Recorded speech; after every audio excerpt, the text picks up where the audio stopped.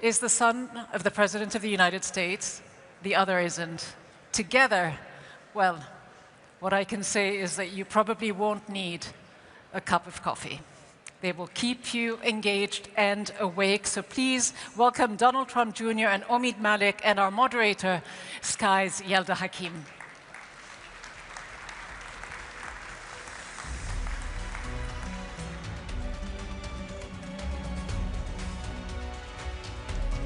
Thank you, and good morning. Welcome to this session.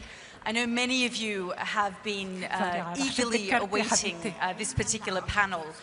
My guests don't need much of an introduction, but I'm going to give you one anyway.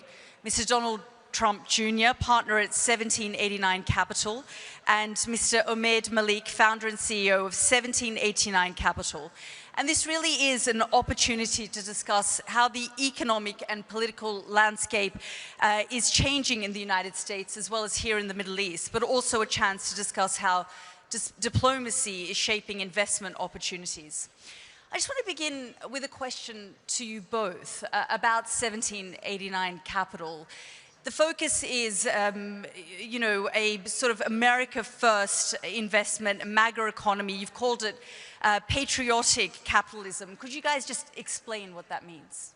Yeah, sure. So first I'll start with the name. 1789 is a year that most people recognize as the French Revolution, where people's heads were cut off. But I feel like, you know, in the United States, for us, it means something different. It's actually the year the Bill of Rights was introduced. And that's central to the way we think about everything. The Bill of Rights is a uniquely American document. It affords us certain protections. Countries similar to us, even like the United Kingdom, do not have a Bill of Rights, by the way. And Don and I came up with the idea for this fund really at the height of the Biden administration. And there were a few things that were going on that concerned us greatly. The first was what we felt was an unholy alliance between the largest corporations, mostly in big tech, with the federal government, in cahoots to basically undermine some of those constitutional protections, namely the First Amendment. Now, you saw this when factual counter-information was being provided around things like COVID and vaccines, and you were shut down. So there was an assault on the First Amendment, and we believed that was at the behest of a federal government under Biden. We were very concerned about that. And at the same time as well, you started seeing other people in the private sector not do anything about it. In fact, in the area we're in, which is venture capital or private investing, just the opposite was occurring. The most prominent venture capital firm at the time is called Sequoia Capital. They went and launched a China-only investment fund. And I like to joke, this is like if in the 80s a fund started a Soviet-only fund. So this was kind of the backdrop into where we found ourselves, and Don and I weren't going to take it. We wanted to do something about it, and so we started 1789. Is the sort of background to this also driven by this rivalry and competition and threat coming from China? I think 100%. The world has realized where China stands. I think when you look at the alliances that we're talking about, even on this very stage, countries coming together to solve and major conflicts around the world, I think that's fundamentally important. China has acted as an actor for themselves. I think the number one thing that we've realized over the last 4 years in the prior administration was that a weak America by itself is not just bad for America, it's bad for the entire world. We've seen the conflicts arise, we've seen the wars break out. I think in my father's first 9 months, he solved 7 or 8 wars that, honestly, the average American didn't even know was occurring. He was criticized by many during the primaries for saying all he wants to do is stop the death. Think about that, criticized for just wanting to stop the death, whether that's Ukraine, Russia, whether that's Gaza, whether it's Thailand, Cambodia, whether it's the stuff in Rwanda. Wasn't that always the most common solution? Wasn't that the holy grail of geopolicy? Getting wars to stop and stopping the death, and yet he was criticized, and we realized he was criticized because there's no money in peace, there's only money in war. And so trying to be the guy that solves that, I guess, puts a target on your back, because a lot of powerful entities have profiteered very much from that. And so we wanted to make sure that we created something that hasn't existed in a while, and we saw that yesterday in the opening ceremonies here. Justice. Justice is a great idea, but it has not been weighed equally. Justice has been weaponized. It has been benefited, to one side only. And a big part of that can't just come from government and governmental entities. We actually have to do that in the private sector as well. One without the other doesn't work. And so that was a big focus of 1789 and what we wanted to do, to fund those companies that exist that agree with the fundamental tenets of so many of the freedoms that we are afforded as Americans. And we want to make sure that happens for the rest of the world as well. There's a straight line to the decline of the American middle class with our embrace of China, starting with its entrance in the WTO. And I blame our policymakers more than I blame our Chinese for outsourcing our entire supply chain to a country that's 4 times our size. During the George W. Bush and Obama presidencies, you saw this decline accelerate. And the issue that we have is it's not just the policymakers, they were aided and abetted by corporate America that were willing to do that and outsource all of their activities, and then that undermined the middle class in the United States. This is a period of deterioration, and the policymakers and corporate America, again, who then at the same time were embracing this concept of wokeism and ESG policies that made absolutely no sense to shareholder value. It's now established that it actually destroyed shareholder value. And what else were we doing? Fighting wars and quagmires in the Middle East, where we were spending trillions of dollars unnecessarily. The wars in Afghanistan and Iraq got us absolutely nothing. So again, when you talk about further intervention in the Middle East, and again, this is why President Trump won. He was the first to call out China, and he was first to very vocally be against these unnecessary wars. That's why he won. People were sick of it. So if anybody else wants to start another war, the burden is not on us to say no. They have the criminal burden of proof, beyond a reasonable doubt, to do another folly. In fact, during the campaign, he was accused of perhaps trying to start wars. That was kind of a slogan that many people pushed, his critics. I mean, it was probably one of the dumbest soundbites in the history of soundbites, but again, when the narrative was controlled by one side, when censorship was running rampant and it was really functioning as the cheerleader for the left, that was ridiculous. I mean, Donald Trump was labeled as the guy that was going to start World War III. Ironically, it wasn't Donald Trump where all these wars started. Russia didn't invade Ukraine under Donald Trump. They did it, under Obama. They did it again under Joe Biden because, again, they understood that feckless leadership in the White House would allow the bad actors of the world to run rampant. That's a story as old as time. Predators prey on the weak, and if America is weak, the predators are going to act. So that great irony that Donald Trump was going to start World War III when he's the only one in modern foreign policy history who's actually solving wars shouldn't be lost on people, and yet it's something that no one's ever going to speak about. We're going to talk about the Middle East and Ukraine in a moment, but I just want to go back to China because, of course, we know that China dominates and controls the critical minerals. Can America catch up, and how? 100%. We just have to get active. The reality is that the way that China has conducted themselves, especially in Africa as it relates to rare earth minerals, they show up with a briefcase of cash, they pay off someone, they promise jobs, they show up and they bring their own workers.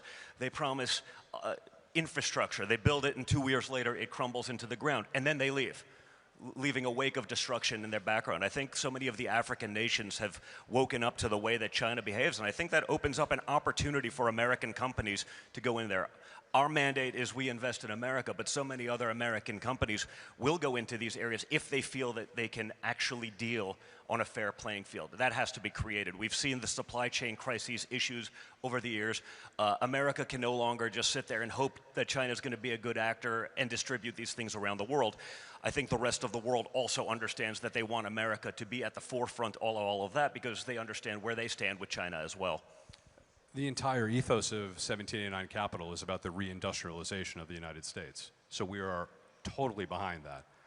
Everything we invest in within the United States does one of two things, either enhances the security or prosperity of America. And reindustrialization doesn't mean making the same types of widgets you made 50 years ago for those people who try to undermine our sentiment. In fact, it means winning in the new economy around areas like artificial intelligence that also, I think, have demonstrated that if you outsource your supply chain, you don't have true national security or sovereignty. We saw this very clearly in COVID. If another country produces the most important goods for your country, then you're in trouble. And we could not do anything with the Chinese during that period of time because they were making things like all of our pharmaceuticals. So it's a national imperative for the private sector to step up and start investing in areas like this. And we're doing that at 1789. And the great thing is, during this period, we have an administration who is being very active in supporting that as well. I want to bring your focus and attention back here to the Middle East. We've just heard from the Qatari Prime Minister, and of course Qatar was pivotal when it came to ceasefire talks in the Middle East, and we saw President Trump's 21 peace point plan that he worked with leaders in this region. But the ceasefire is fragile. Do you think it can be sustained? I think it can, but I think we also have to recognize what's going on. I mean, I think that was pretty breaking news to find out that both the Israelis and the United States basically asked Qatar to bring in some of these people because you're having talks, not just with nation states, but other actors, whether we agree that they're bad or good, they still have to be a part of that peace process. The fact that Qatar was able to do that, they did that at the behest of the United States and Israel, and didn't say anything as they're being critiqued around the world because they had the objective of actually getting to peace, and rather than throwing your allies under the bus to save some PR headaches, they did that. I want more allies like that. I want more partners like that. Very different than what we've seen from places like perhaps the European Union over the last few years, although we didn't see that much yesterday, but over the last few years where it was like, you know what, I'll get a great soundbite in the media if we critique Trump's plan. Even though our foreign policy experts, and I say experts very loosely because if you're an expert but you haven't been right about anything in about 25 to 50 years, you should likely lose your expert status. That doesn't actually happen. So to have an ally like that that's willing to take those hits because of the greater good, to get to a resolution rather than to solve a PR headache in the day, I mean, I think that's true leadership and should be commended. We just also heard the Qatari Prime Minister, Tucker, asked him whether, Qatar was going to pay for Israel's destruction, and it was clear that they're not going to. But is the Trump administration, from your perspective, committed to ensuring that there is a reconstruction program? Because there are many who fear that the administration is going to move on pretty quickly and not sort of stay at the long course. Well, I think without question. I mean, if there's one thing my father is, he's a builder. I know, obviously, he's been in politics for the last decade, but he got there by being a builder, so he understands how to do that. I do also know, though, that he understands that the American public isn't going to do what they used to do for years, where we're just going to be the big dumb guy with the checkbook and we're going to cover all of the world's problems and no one else has to do their part. I think he can be, the greatest construction manager in the history of the world, but no one in America wants to bear the entire responsibility of that. That's happened for far too long. Everyone has their ideas. Everyone wants to do X, Y, Z. When it comes to actually writing a check and breaking out their own checkbook, well, we're not interested in that. That changes things. The American public doesn't have the appetite to fund everything for everyone all over the world with no direct benefit to themselves. So I think he can be the manager that brings that together, but everyone's going to actually have to step up and do their part and not just leave it to the United States to cover everything.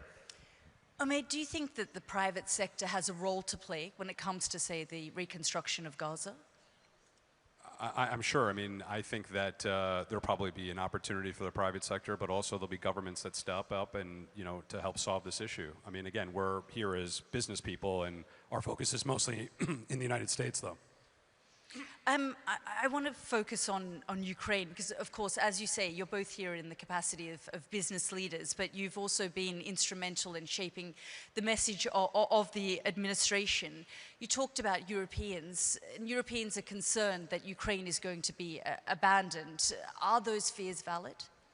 I don't think Ukraine is going to be abandoned, but I think for years, again, it was the same thing as the last answer, which is, well, we want to attack Russia. We want to do this. Well, when it comes to actually writing a check ourselves, no, the U.S. is going to do it.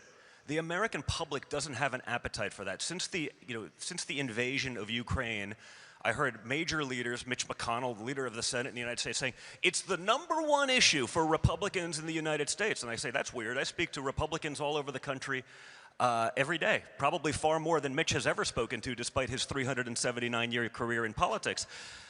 I did that on a weekly basis, and I surveyed people at every talk I did. It got to the point where it was probably well over 200,000 Americans that I spoke to directly.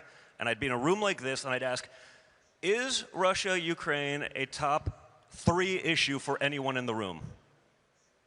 Nothing. Is it a top 10 issue for anyone in the room? I think I got 3 people that once said it was a top 10 issue. 3 out of hundreds surveyed, hundreds of thousands, every weekend for 2 years, till basically through the campaign.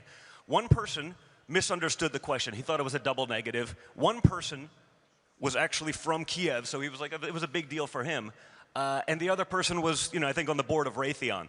So there was no appetite for that, but that didn't stop a Republican Party from saying it's the #1 issue. It's not, and we actually have to listen to the will of those people. So we want peace, we want to stop the death, but I even saw that yesterday where, on this very stage, what was the idea for Europe, who is on the border of Ukraine, who has much more at stake if this happens? Well, our plan is to win economically when pressed on the issue. How are you going to do that? Well, we're just going to wait for Russia to go bankrupt. That's not a plan. That's not an idea. The gentleman from Spain was a lovely guy. I saw him last night later on at the forum, but Spain was putting in 2.2% rather than the 5% required by NATO, because my father actually wanted people who are the biggest stakeholders to get into the game. Well, we feel that our 2.2% is being utilized more efficiently, and therefore we're not. That's not an answer. That's not a solution. And again, I understand why they are there, because America has set a precedent for decades that they'll just write the check. But if the will of the people isn't there, everyone needs to step up. Everyone has to do their share. And that includes what's happening here in the Middle East. If we do that collectively, we can get to an answer. But if we default to the old ways of America's just going to be the big idiot with a checkbook, that's not going to work. That's not going to happen. And you saw what happened. When my father starts threatening they're going to pull out, we're not going to do this anymore, because he's listening to the people that elected him to office. The whole world, this is outrageous. It's not outrageous, it's common sense. When we're bombing drug boats in the Caribbean, people who are literally bringing in fentanyl to America, something that kills 100,000 Americans a year. Okay, just for perspective, that's 2 Vietnam Wars a year in America.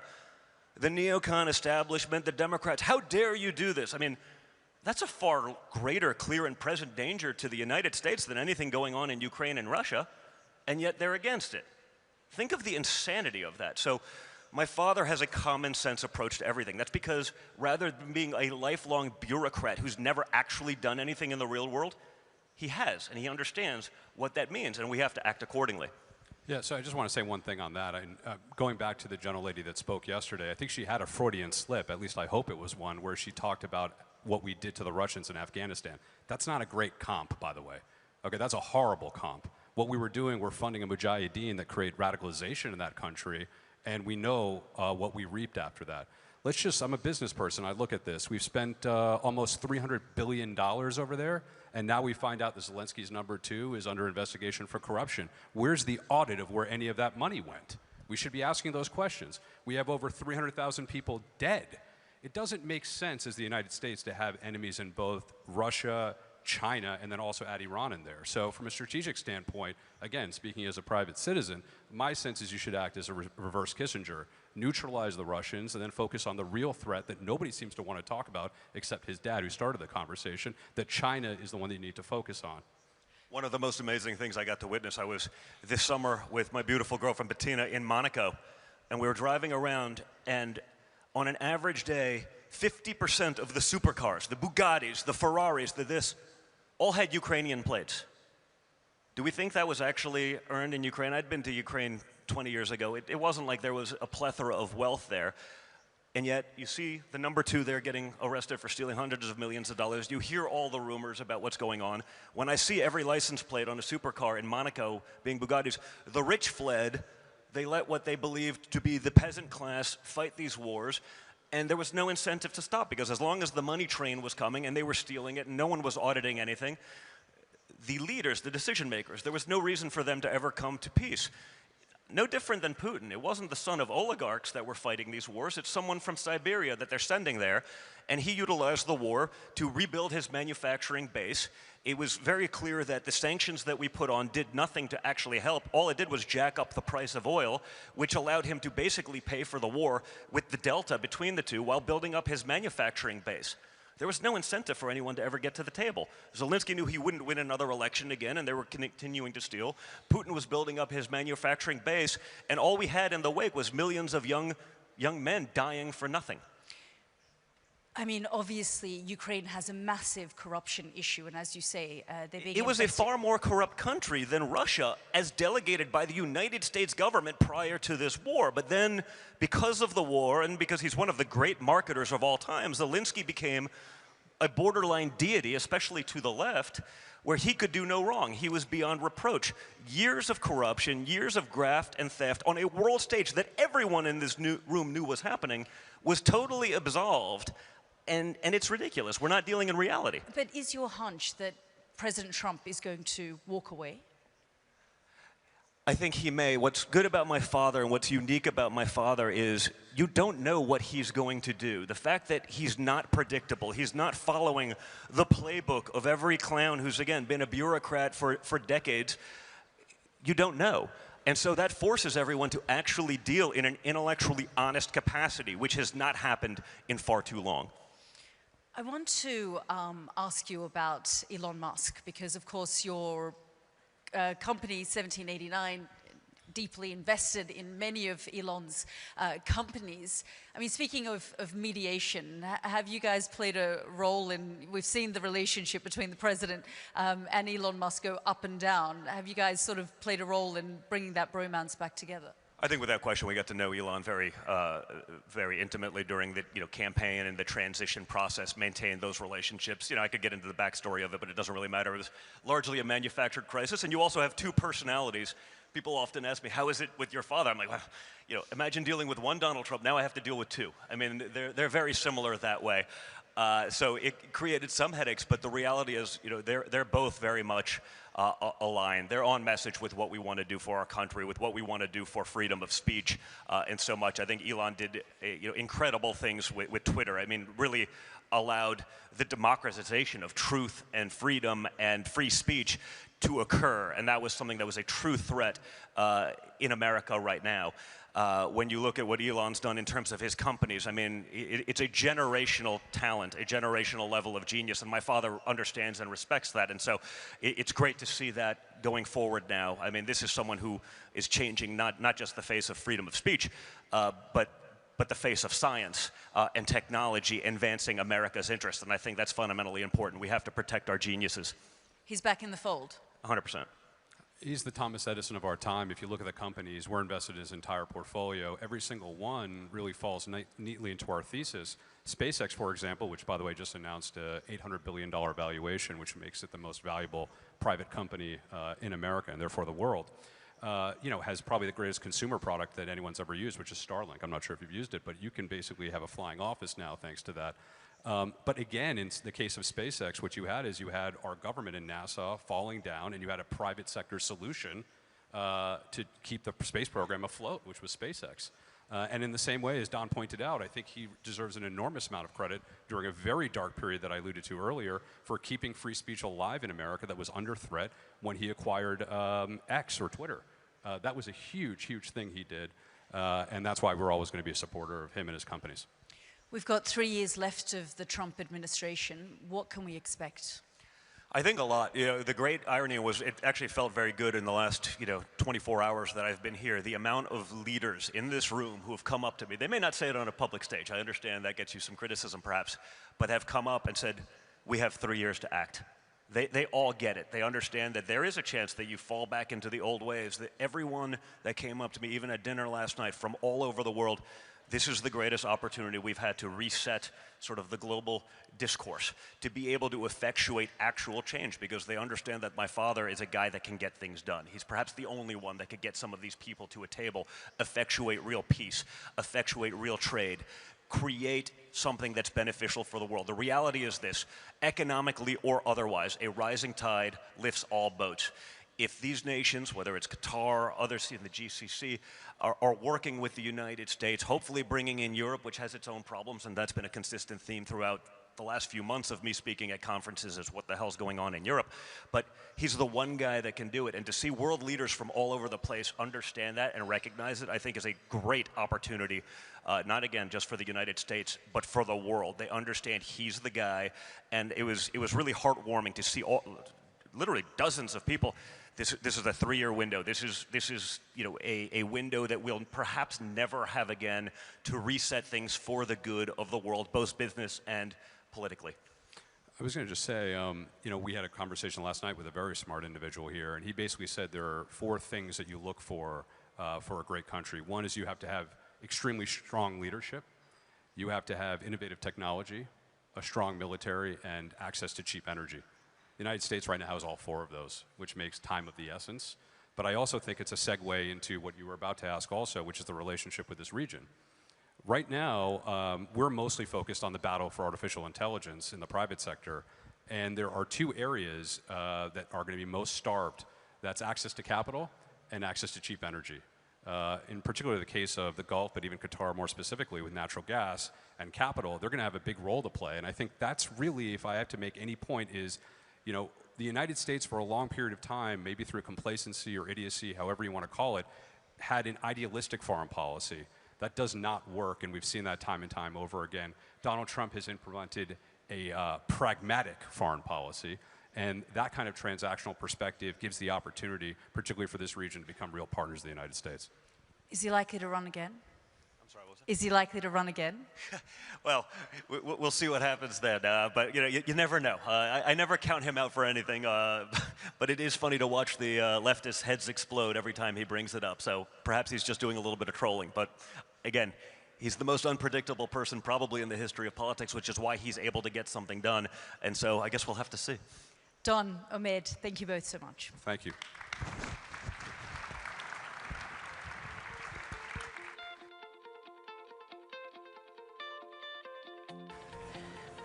Thank you, Yalda. Thank you to Donald Trump Jr.